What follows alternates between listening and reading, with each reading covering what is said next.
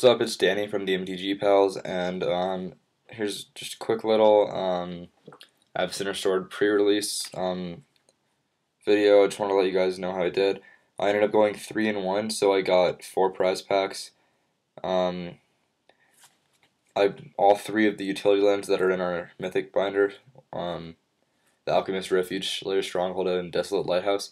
I pulled all 3 of them. My deck, I ended up going white-green, which is good. You'll see why, because I have a lot of really good low-drop creatures and some good enchantments. So, my first 2 creatures are 1-drops, Cathedral Sanctifier. So pretty much just 1/1, and you gain 3 life, so, you know, why not?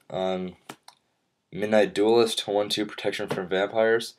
The protection from vampires didn't really come into play all that often, but you know, it's always helpful. Moving on to my 2-drops. 2 Wandering Wolves. 2/1 and creatures with power less than him can't block him. He actually came in handy a lot because I had a few cards that did raise his power, so a lot of the time he's essentially an unblockable, and especially in the early game. You know, like there's that 0/4 flying wall, whatever, angelic wall, whatever. It got by that, you know, which is nice to just get right by a wall. My next guy is Haunted Guardian, 2/1 defender first strike. I like first strike in limited a lot because, you know, it just takes out all their guys without any of your guys dying, or prevents them from attacking. And then this is probably my favorite 2-drop, the Moorland Inquisitor, 2/2 for 2. And for 3 you can give him first strike. So, you know, unlike this guy who always has first strike, except for he's a defender, you can give him this guy first strike if need be. So now moving on to my 3-drops, just 2 guys. Borderland Ranger, which is obviously always a really good card, limited to accelerate your mana. When he enters the battlefield, you can search your library for a basic land card, reveal it, and put it into your hand. So he's really good. And then my other 3-drop is Emancipation Angel. Josh talked a little bit about this. Flying, and when it enters the battlefield, return a permanent you control to its owner's hand. I didn't find the returning a permanent to be that bad, because sometimes, you know, if I was stuck on 3 lands, I could just play that card and then return a land and replay it, since I didn't, you know, if I was only stuck on 3 lands. Or you could return an enchantment, which isn't that bad, and I'll get into that. So you're not always returning a creature. I've got 3 4-drops. 1 Druid's Familiar, which is Soul Bond, and the Soul Bond is +2/+2. So if they're soulbound, they each get +2/+2. Again, this helps with the Wandering Wolf. Also, just pumping your flying guys is really good. Speaking of your flying guys, I managed to get 2 Seraph of Dawns, which is a 2/4 flying lifelink. Obviously, flying is always good and limited, but this guy is really good because the 4 toughness makes him really hard to kill, and also lifelink, you know, you're gaining life a lot. I had 1 5-drop, Wolfear Silverheart, and the Soul Bond gives +4/+4. That's a lot, +4/+4, especially since I had a decent bit of flyers and a decent bit of, you know, unblockables or protection from whatever. So those are really good. I had 2 6-drops. My first one was Voice of the Provinces, 3/3 flyer, and when he enters the battlefield, put a 1/1 human token into play. I don't like this guy that much. A 3/3 flyer is good, but for 6 mana and you only get a human, isn't that great. But he is a creature, and 3/3 flying and limited is pretty much good no matter how you look at it. My other 6-drop, Pathbreaker Worm, a 6/4 with Soul Bond, and the Soul Bond gives Trample. You know, Trample is good and limited. I don't remember getting him out more than once or twice, but trample's good and limited, so that's pretty much all I can say about him. And then I had one 8-drop, Avacyn. Don't really need to say a lot about her, but I did manage to get her out one game, so it was fun. But, not really that vital, but, I had to put her in. Moving on to my enchantments, this is my 1-drop enchantment, Abundant Growth. So really good card advantage, and, I could play this on if I only had, like, 2 forests in my hand. I could play that and then just enchant the forest. So it gives me a plains, which that's really nice. 2-drop enchantments. I had 2 Call to Serves. Enchanted creature gets enchant non-black creature gets +1/+2 flying and is an angel.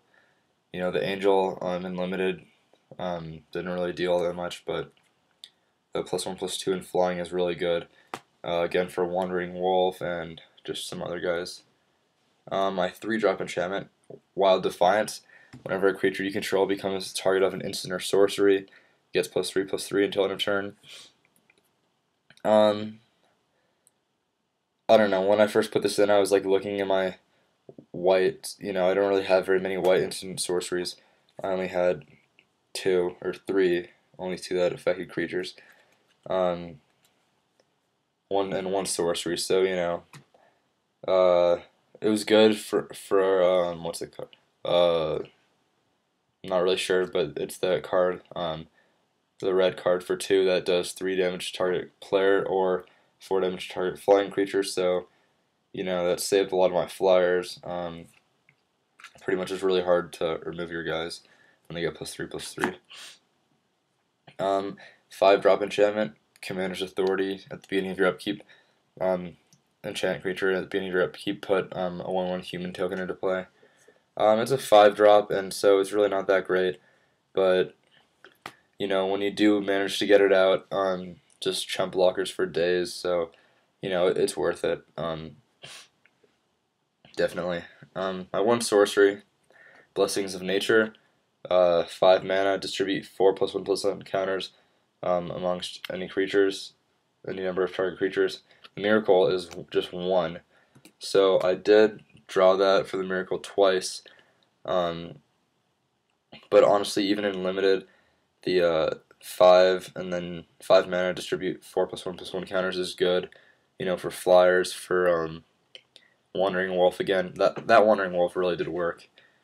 Moving on to my 3 instants, I had 2 Righteous Blows that deals 2 damage to target attacking or blocking creature.